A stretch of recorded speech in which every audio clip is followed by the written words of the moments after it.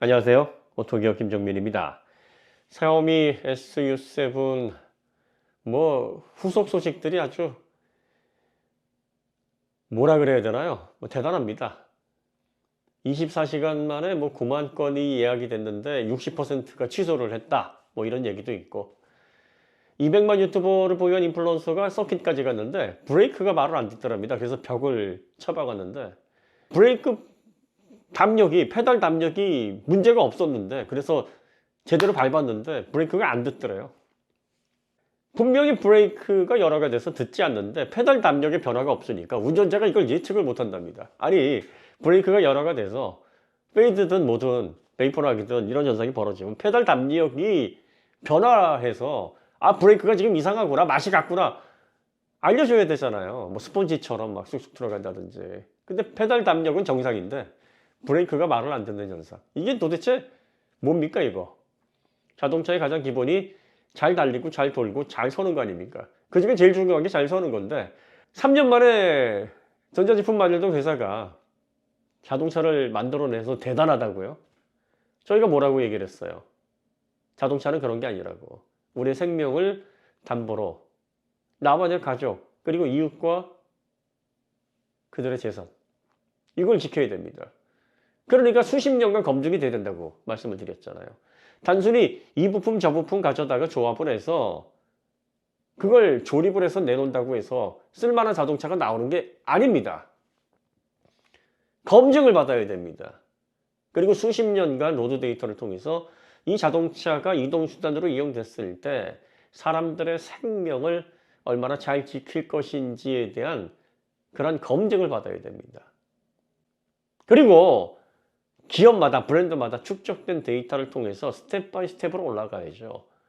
일상적인 대중차부터 시작을 해서 조금씩 성능을 높인 자동차 그리고 나서 적당히 즐길 수 있는 스포츠카 그리고 나서 모터스포츠에 대한 다양한 경험과 성과 데이터를 기반으로 양산차들을 만들어내서 결과적으로 제로백 4초대 3초대 여기에서 숙성한 기술로 제로백 2초대의 슈퍼카 영역 이렇게 테크트리를 좀 밟아 나가야죠.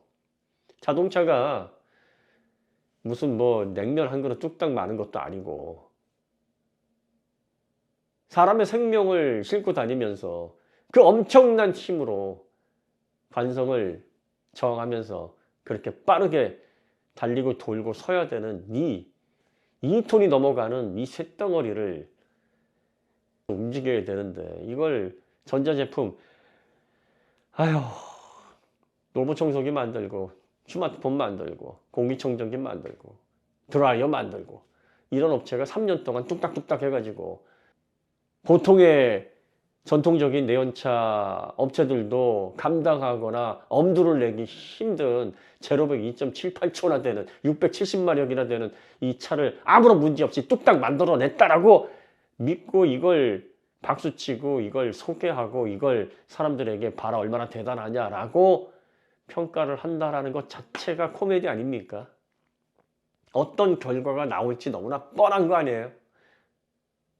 도대체 뭘 보고 믿는 겁니까? 뭘 보고 그 스펙이 정말 현실적이면서 우리가 내가 그 안에 들어가서 내 생명을 맡겨도 될 만한 결과물이라고 생각을 하고 애플도 못한 걸 샤오미가 했다라고 이런 말도 안 되는 워딩까지 하면서 추켜 세우는 그런 근거로 사용하느냐. 그걸 보면서 진짜 많이 속이 터졌다. 그런데 아니나 다를까 멀리 가지도 않는다. 진짜 중국같이 통제되어 있는 사회에서 막 감추고 외부로 나가지 않도록 했을 텐데도 막 삐져나오는 이런 소식들을 통해서 우리가 접하는 것들 보면 황당하잖아요. 도대체 어떤 브랜드가 이런 차들을 만들어 가지고 브레이크를 이런 식으로 브레이크가 막 멀쩡한 게 막 펄펄 타지를 않나. 이런 코미디가 어디에서 연출이 되고 있습니까? 도대체 어떤 제조사들이 지금까지 이런 모습을 보여줘 왔나요?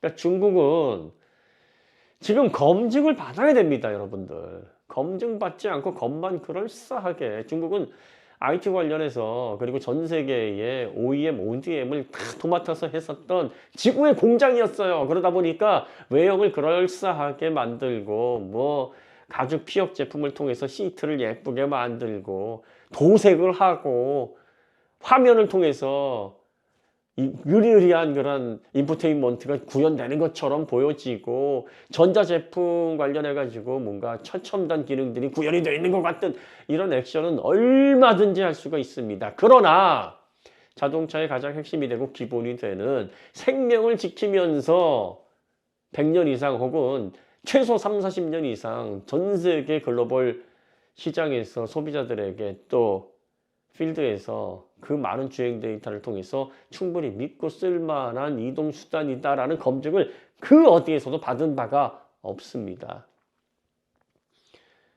우리 대한민국은 자동차 강국이잖아요. 그리고 전기차를 지금 리드하고 있습니다. 패스트 팔로워가 아니라 퍼스트 무버로서 지금 나아가고 있어요. K배터리가 잘 버티고 있고 K배터리에서 엄청난 기술력을 가지고 배터리 산업을 견인하고 있습니다. 전기차 분야에서 지금 3년 연속 세계 5회차가 하나의 플랫폼에서 나오고 있습니다.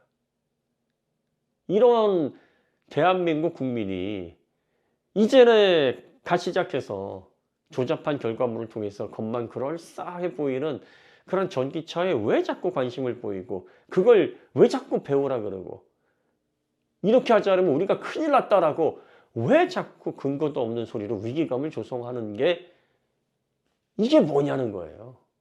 그러서는 안 된다.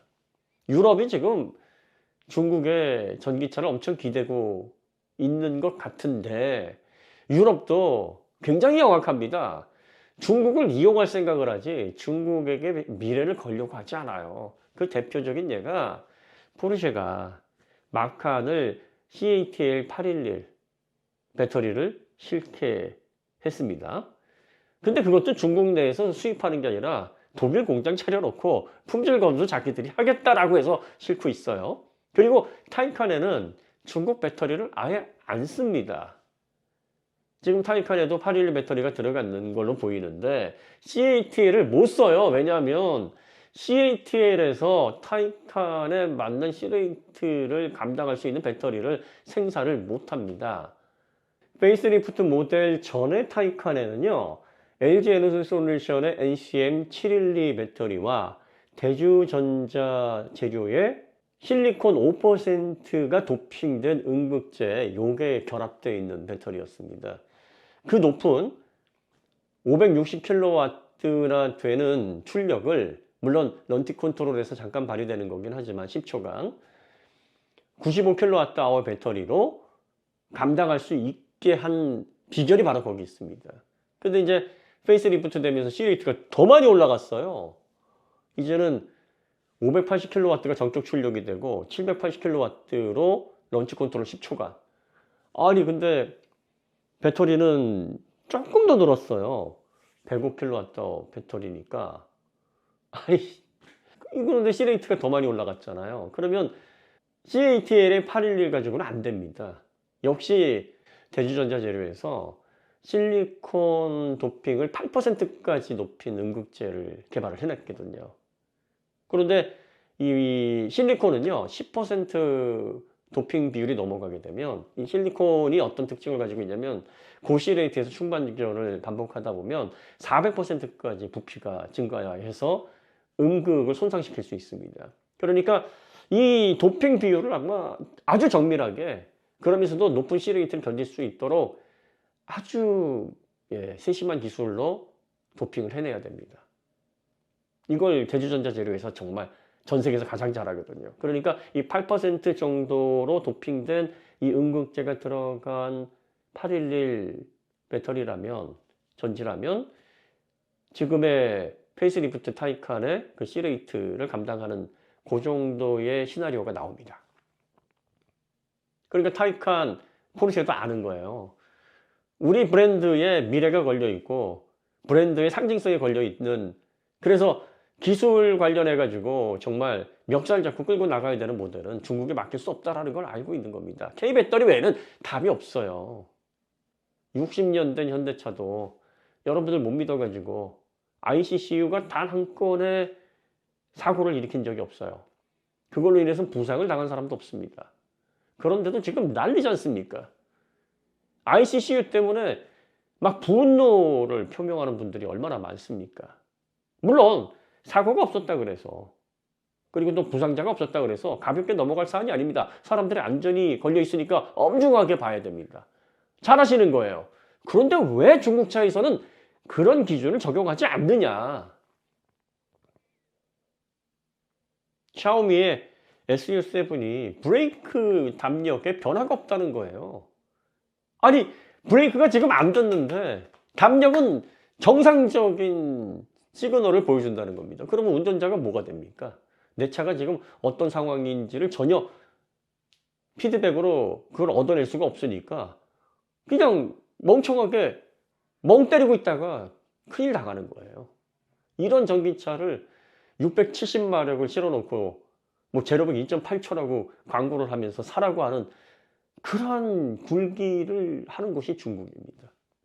그런데도 불구하고 대대적으로 광고를 하고 실제 그런 제품이 팔리고 이러고 있어요. 여러분들이 이런 전기차 왜 관심을 갖습니까? 뭐가 부족해서? 아니, 우리가 뭐가 부족해서 그런데 자꾸 기웃거립니까? 우리가 자녀들한테 그러잖아요. 자녀들 귀하게 잘 키워놨는데 어디 가가지고 몇 개 굶은 아이처럼 뭐 좀 불량식품 같은 걸 막 허겁지겁 집어먹고 있으면 뭐라 그래요. 야, 이 녀석아, 네가 뭐가 부족해서 이런 얘기 하지 않습니까? 아니, 우리가 뭐가 부족해서, 여러분이 뭐가 부족해서 중국에 자꾸 기웃거리고 이제 자동차 관련해가지고 으쌰으쌰 어떻게 앞으로 좀 잘해보자. 그동안 경험 없을지라도 우리가 어떻게든 전기차 시대에 맞춰가지고 우리도 이름 석자 한번 날려보자 라고 해서 이제 걸음마 시작하는 중국에 뭘 자꾸 배울 게 있고 뭘 자꾸 위기감을 느끼고 뭘 자꾸 경계를 한다라고 거기 가가지고 토끼 가서 그거를 보고 앉아있고, 그리고 검증도 되지 않은 것들을 중국은 아까도 말씀드렸듯이 겉만 화려하게 만드는 제조업 시설이 너무나 많아요. 그래서 마감 같은 거, 도색 같은 거, 디스플레이 같은 거 이런 것들 의리의리하게 하는 시설은 차고 넘친단 말이에요. 근데 자동차가 어디 그런 거예요? 자동차는 여러분의 생명을 싣고 빠르게 안전하게 사고가 나더라도 문제없게 나와 내 가족과 이웃의 생명과 이웃의 재산을 지켜야 되는 소비재 중에서도 가장 중차대한 소비재인데 아무것도 검증되지 않은 거를 뭘 겉만 보고서 자꾸 이렇게 부러워하고 뭐 이런 다양성이 있는 것들은 정말 중국이 뭐 축복을 받았다느니 뭐 중국이 뭐 대단하다느니 우리나라는 이거를 뭐 배워야 된다느니 뭐 이딴 소리를 하고 있어요. 전혀 부러워하지 말아요. 우리가 부러워할 게 아니라 중국이 우리를 부러워해야 됩니다. 딱 하나 있는 업체 아니에요, 현대기아. 물론 뭐 KGB 모빌리티도 있고 지금 해외 그 다른 브랜드에 흡수가 됐습니다만 뭐 르노, 삼성이라든지 뭐 GM 뭐 이런 것들도 국산의 어떤 느낌이 조금은 그래도 남아있는 브랜드라고 하지만 정말 우리가 우리의 힘과 우리의 원천 기술과 독자적인 그런 시설에서 만들어내는 순수 국산차는 현대기아밖에 없지 않습니까? 근데 그거 딱 하나밖에 없는데 거기에서 나오는 자동차가 지금 전 세계적으로 호평을 받고 있고 전 세계 3위를 기록하고 있고 중국이 쏟아내는 전기차 그 탈을 다 그 중에서 고르고 골라서 붙여놔도 대한민국 5천만에 딱 하나 있는 현대기아를 못 이겨가지고 얼마나 부들부들 하겠습니까? 그들이 우리를 부러워해야지 우리 왜 그들을 부러워합니까? 그러니까 자꾸 여러분들이 엄한 데다가 힘 빼지 마시고 지금 대한민국은요 중국차가 앞으로 10년이 아니라 100년 동안 안 들어와도 앞으로 우리가 100년 그 이상 자동차를 사용하고 자동차를 통해서 편리성을 느끼고 하는데 전혀 문제가 없어요. 완성차 업체, 중국 브랜드의 자동차가 없어도 우리가 사는데 아무런 문제가 없다고요.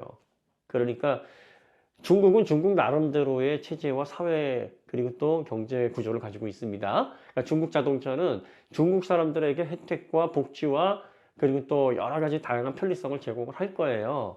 그리고 우리나라는 우리나라대로 네, 뭐 다양하게 또 국산차가 앞으로 전기차든 뭐 하이브리드든 내연차든 각각의 시대의 필요에 맞게 좋은 차들을 생산을 낼 테고, 그 다음에 만약에 현대기아차가 앞으로 잘 못해서 그 자리를 수입차가 메꾸게 된다 그러면 유럽차, 미국차, 또 혹은 일본차, 우리가 우리의 귀중한 생명과 가족의 생명을 맡길 수 있을 만큼의 충분한 검증과 레퍼런스를 이미 입증하고 그 헤리티지를 갖고 있는 브랜드들이 우리 주변에는 아주 많습니다.